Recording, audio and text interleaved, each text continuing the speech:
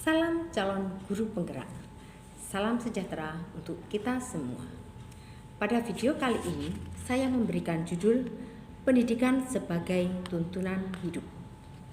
Ada dua hal yang ingin saya sampaikan terkait filosofi ajaran Ki Hajar Dewantoro.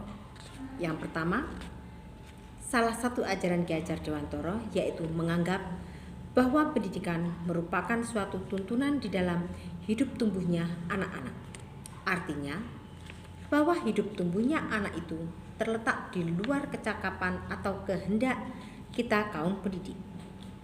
Anak-anak merupakan suatu individu yang dilahirkan dengan kodratnya masing-masing. Kita kaum pendidik hanya dapat menuntun tumbuh atau hidupnya potensi-potensi tersebut agar dapat memperbaiki kehidupannya.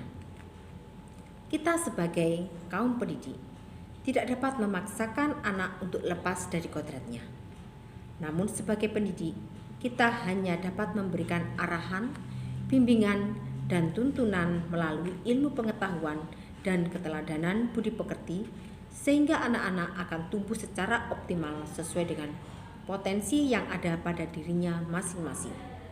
Sebagai contoh, seorang anak yang terlahir dengan bakat melukis, maka kita sebagai pendidik jangan memaksa anak untuk hebat di bidang musik.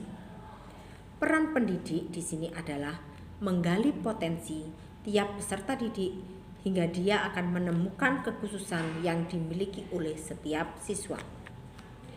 Dan setelah menemukannya, maka tugas selanjutnya bagi seorang pendidik adalah memberikan arahan, tuntunan, dan bimbingan dengan segala daya dan upaya yang dimiliki.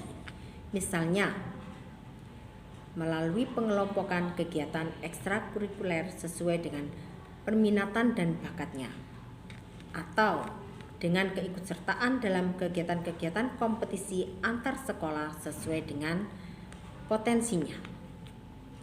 Dengan hal-hal tersebut, maka potensi yang dimiliki oleh anak akan mampu berkembang secara optimal dan bermanfaat bagi anak dalam menyongsong masa depannya.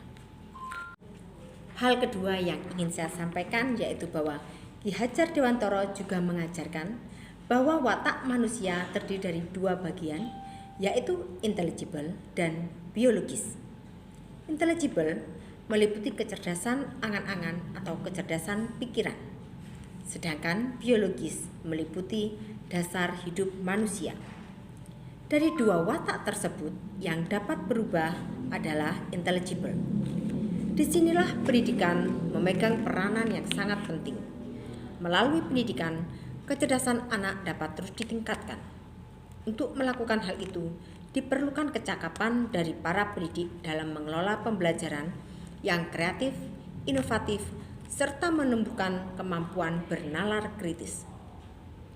Dengan bernalar kritis, pada akhirnya anak akan mampu menimbang-nimbang untuk membuat keputusan yang benar dan baik untuk dirinya, sehingga mampu menutupi watak biologis negatif yang dimilikinya. Saya menyambut gembira pelaksanaan kurikulum merdeka yang hakikatnya menumbuhkan profil pelajar Pancasila.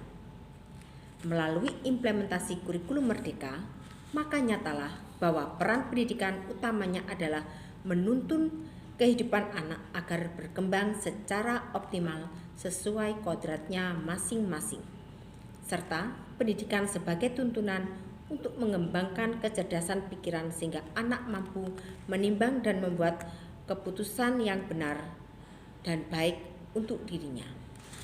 Sekian dari saya dan terima kasih.